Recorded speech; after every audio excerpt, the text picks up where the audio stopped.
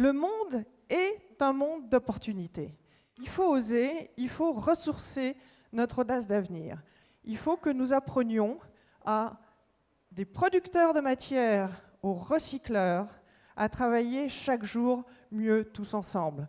Nous sommes une profession qui a des atouts formidables et en particulier nous sommes au cœur de l'innovation de toutes les industries performantes, de tous les modes de vie qui progressent.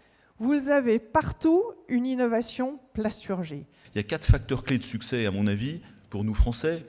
C'est l'innovation bien sûr, dans les matériaux, dans la R&D, dans le design, dans les process, dans l'automatisation, dans les technologies de mise en œuvre. Tout ça, c'est très important, c'est ce que nous maîtrisons bien et ça fait la différenciation. L'innovation, moi je dirais que c'est simple, ça n'est pas une question de taille d'entreprise. Aujourd'hui, je pense que l'innovation passe par l'investissement.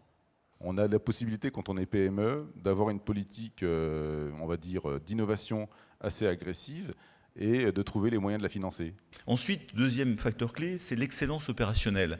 Car si vous êtes qu'un créatif, c'est très bien, mais l'excellence opérationnelle est fondamentale.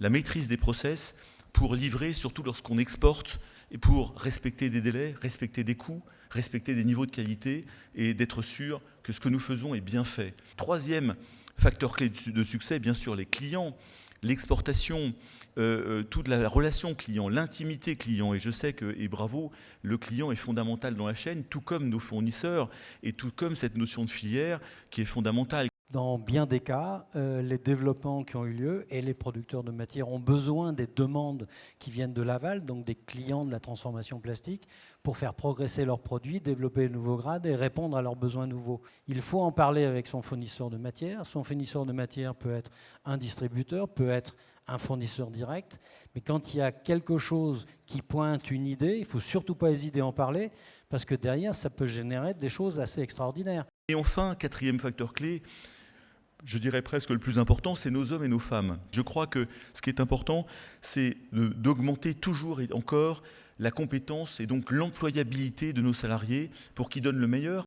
La confiance entre les entreprises, les petites, les moyennes et les grandes.